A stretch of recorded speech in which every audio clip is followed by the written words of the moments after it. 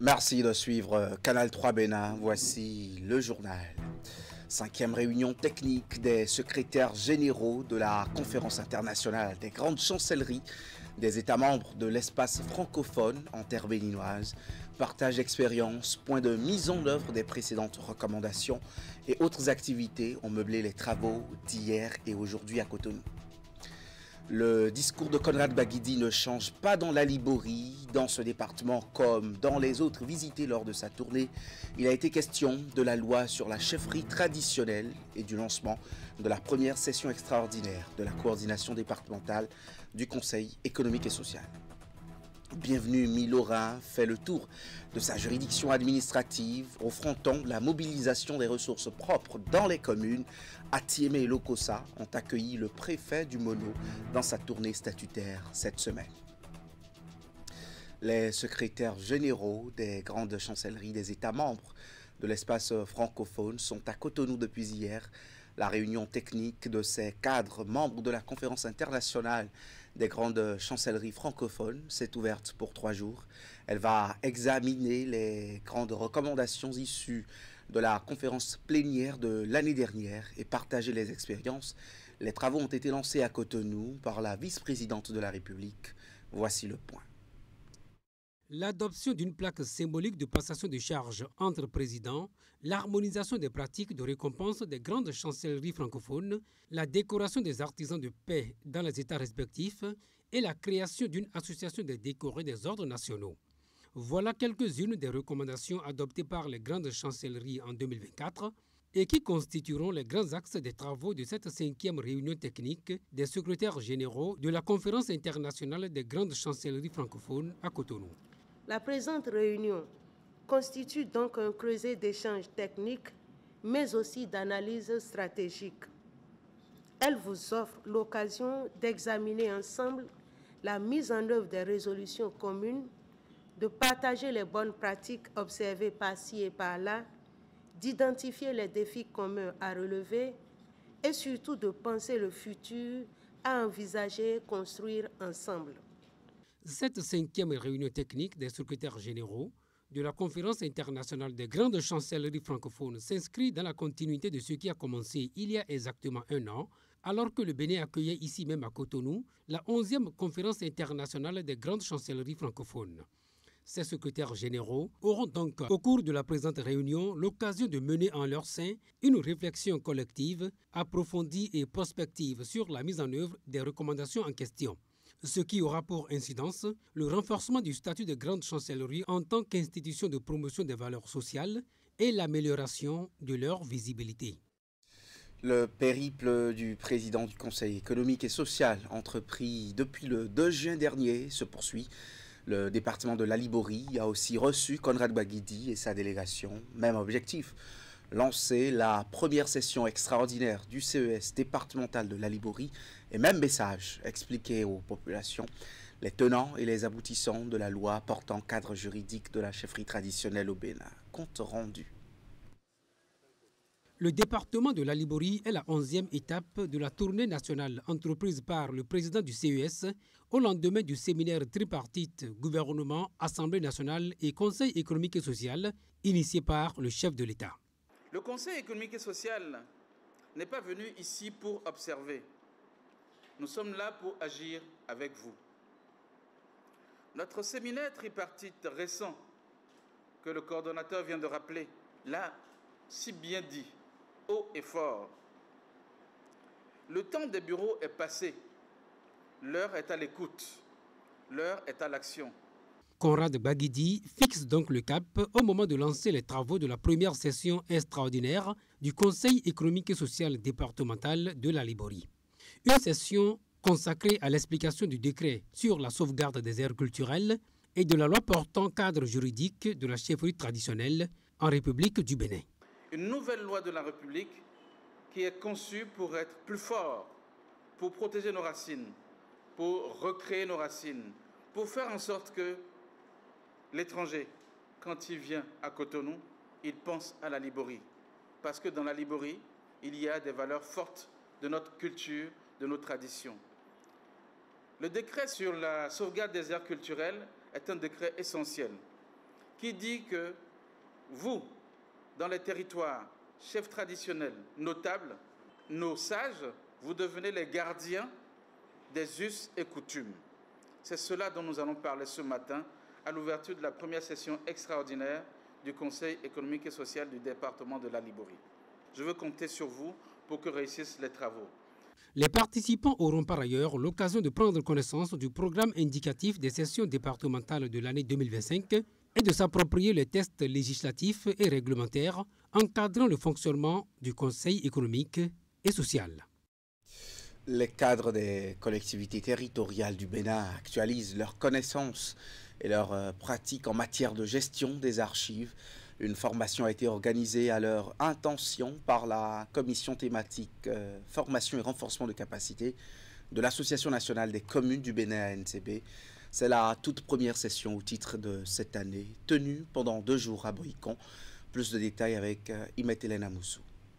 Gestion approximative des archives administratives au niveau des collectivités territoriales. Le problème se pose avec acuité et il est au cœur des échanges de cette rencontre initiée par l'Association nationale des communes du Bénin ANCB. Le rendez-vous offre aux participants le cadre idéal en vue de réfléchir et de formuler des propositions concrètes pouvant permettre d'améliorer durablement la gestion des archives au sein des mairies. L'un des plus préoccupants est sans doute la gestion encore approximative des archives administratives, pourtant essentielles, qui se détériorent souvent, faute de prise en charge adéquate. Ce défi de structuration constitue un frein réel à l'efficacité de nos administrations communales. L'importance d'une bonne gestion documentaire ne se démontre que trop bien lors de l'annonce d'un audit. Ces situations malheureuses, fréquentes, nuisent aussi bien à la transparence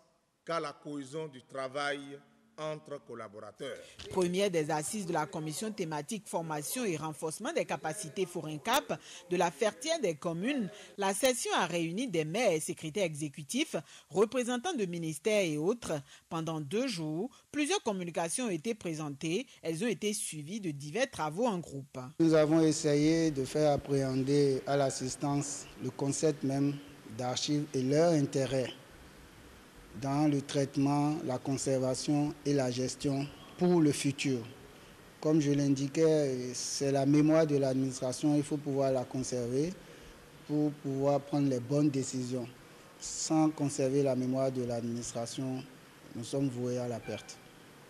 Et donc, les participants ont été renforcés, ils ont compris dès maintenant l'intérêt qu'il y avait à mieux conserver les archives, surtout au plan administratif.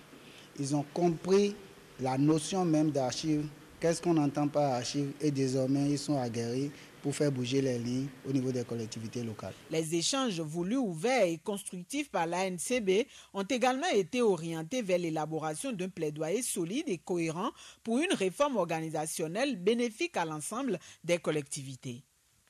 Dans le département du Mono, le préfet a commencé cette semaine la première phase de sa tournée statutaire au titre de l'année 2025. Il s'agit pour Bienvenue Milora d'aller apprécier la conduite de la politique de développement à la base, confiée aux collectivités locales. La thématique phare de cette tournée reste la mobilisation des ressources propres aux communes. Et pour la première journée, l'autorité préfectorale a sillonné les communes d'Atiémé et de Lokossa. Voici le point d'étape avec Narcisse Alosset et Florent Dou. Devant la délégation préfectorale et une assistance constituée d'élus locaux et des populations de Lokossa, le secrétaire exécutif planche sur une thématique qui est au cœur des préoccupations ici dans le département du Mono, la mobilisation des ressources propres aux communes. Cette année, nous avons mené un combat rude. Et les résultats affichent un progrès comparativement à l'année dernière. La commune a mobilisé plus du double des ressources de l'année dernière en cette même période. Je voudrais saluer tout le secrétariat exécutif pour l'effort qui est fait. Je voudrais vous dire mon soulagement et ma satisfaction. Parce que ce n'était pas gagné d'avance. Mais nous pouvons faire mieux. Je sais qu'on peut faire mieux, mais c'est déjà un bon début à travers les différents mécanismes, les différentes conventions, les différents creusets de concertation. C'est un bon début. Quelques heures avant l'Okosa, Bienvenu Milon et sa délégation étaient à Atiémé. La mairie d'Atiémé. Ici aussi, la mobilisation des ressources affiche une tendance haussière. Des motifs d'espoir pour la réforme du secteur de la décentralisation dans un département où le préfet a décidé de passer 2 fois par an dans chaque commune pour vérifier la gestion de l'administration à la base. Si nous devions entendre la fin de l'année pour une seule tournée, il est évident que certaines difficultés ne trouveront pas solution. J'estime qu'avec l'allure que nous observons, si nous intégrons les recommandations qui ont été faites à ces 2 étapes et que les secrétariats exécutifs, accompagnés des organes politiques de ces communes, s'activent davantage, il n'y a pas de raison que nos communes ne puissent pas s'illustrer positivement en fin d'année. Les 4 autres communes du département, Bopa, Kome, Grand Popo et Khoyogbe, suivent dans l'agenda de cette tournée. Les acteurs publics, privés, techniques et institutionnels d'Afrique sont à Cotonou depuis hier pour parler cybersécurité. Le Cyber Africa Forum s'est ouvert ce mardi pour 2 jours sous le sceau de la résilience contre les attaques cybernétiques actuelles et futures. Cette 5e édition se veut un dialogue à la base d'actions concrètes pour relever le gap entre le continent noir et les autres régions du monde en matière de souveraineté numérique. Compte rendu de la cérémonie d'ouverture. Paris gagné pour l'équipe d'organisation du Cyber Africa Forum. Cette 5e édition a été voulue meilleure à toutes les précédentes. La mobilisation des acteurs étatiques et privés en donne la preuve avec la présence de l'ambassadeur des Émirats arabes unis au Bénin, du ministre ivoirien de la transition numérique ainsi que de son homologue du Congo en charge de l'économie numérique. Accueillir le Cyber Africa Forum à Cotonou est un moment fort donc pour nous, pour le Bénin, pour co-construire avec ces partenaires que vous êtes un avenir numérique plus sûr, plus éthique, plus inclusif. La résilience en matière de cybersécurité dans une Afrique dont la quasi-totalité des données se trouve à l'étranger occupe les esprits à ce rendez-vous. Nous sommes constamment soumis à des menaces, à des attaques cybernétiques et nous devons systématiquement nous organiser, anticiper, former nos équipes pour être en capacité d'affronter en tout cas ces événements auxquels nous faisons face de plus en plus. Il s'agira dans des événements comme ça ou à différents niveaux dans tous les pays de sensibiliser les décideurs pour qu'ils soient conscients de l'importance, n'est-ce pas, de mettre l'accent et les moyens, donc on a dit techniques et financiers, dans l'optique d'obtenir de la résilience quand les projets sont mis en œuvre. La volonté politique du Bénin, suivie de ces investissements remarquables dans le numérique, motive la tenue de cette rencontre continentale de la cybersécurité à Cotonou. Le Bénin, depuis la première édition du Cyber Africa Forum, a toujours participé. Il y avait cette volonté. Ensuite, il fallait qu'on puisse trouver les façons pratiques et logistiques de les mettre en place. Le Bénin est un pays qui, depuis une dizaine d'années, sous le leadership de son Excellence, Monsieur le Président de la République, a pris des mesures importantes pour investir dans le numérique et pour en faire un levier de développement. Et donc, ces mesures, pour nous, allaient dans la vision de ce qu'on essaye humblement de porter. Cette ambition est bien de rallier tous les pays d'Afrique à cette initiative. Retour maintenant à l'ambiance de la première édition du Festival international Racine d'Agonly. L'initiative est portée par un groupe de jeunes natifs de la région avec pour objectif d'offrir un cadre d'immersion dans les richesses et valeurs de ces terroirs.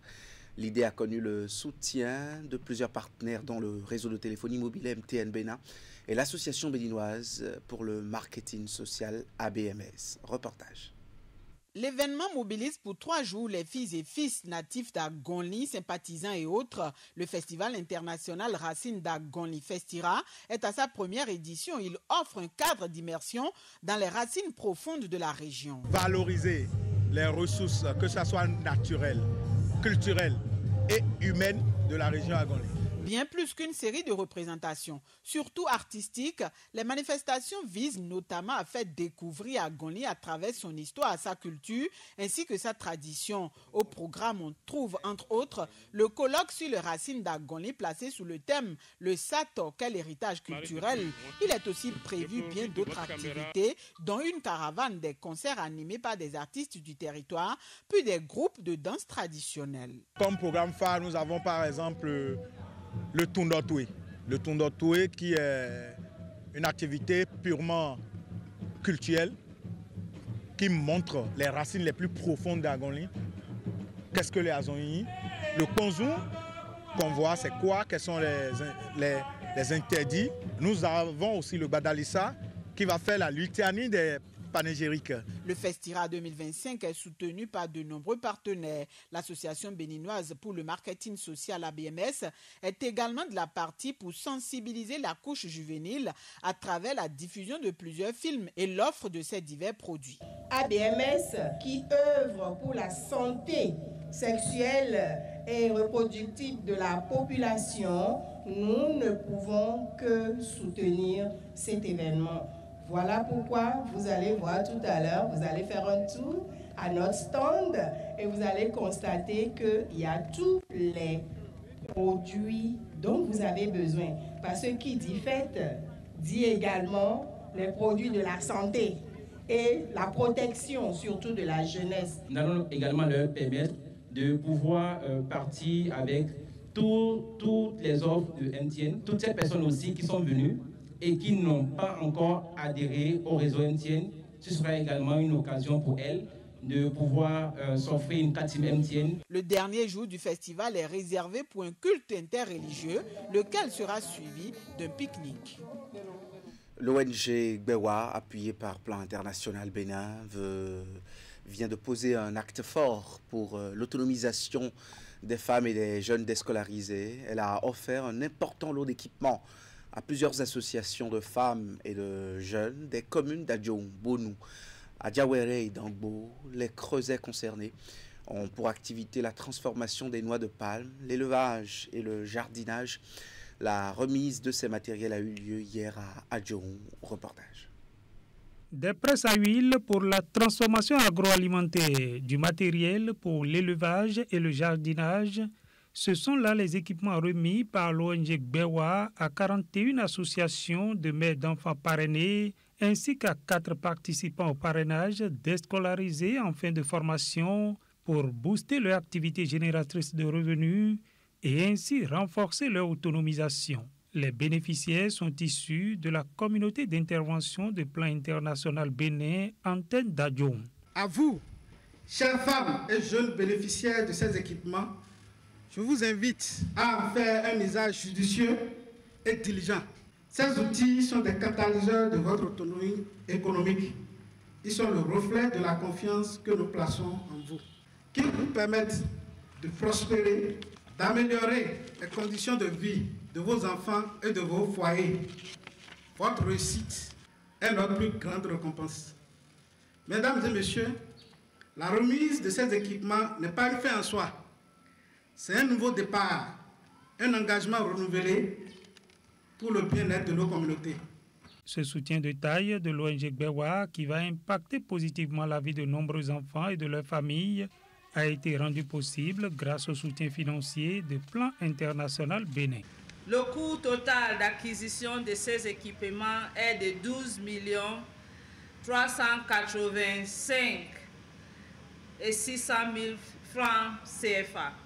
Comme vous le savez sans doute, l'un des engagements forts de notre organisation dans les zones bénéficiaires des activités de parrainage d'enfants est la réalisation d'un projet chaque année, afin de créer l'impact nécessaire sur les enfants et leurs familles. Dans le rang des bénéficiaires, les mots étaient au remerciement. Nous ne saurions vous remercier à sa juste valeur, mais nous allons toujours vous porter dans nos prières afin que le Dieu Tout-Puissant veille toujours sur vous. L'ONG Gbewa et Plan International Bénin ont joué leur partition et attendent que les bénéficiaires fassent de ces outils de véritables leviers de leur autonomisation. L'actualité politique au bloc républicain avec les propos du ministre Akpona est bien au menu justement de l'info continue tout à l'heure à 20h. Prenez le rendez-vous, c'est la fin de ce journal.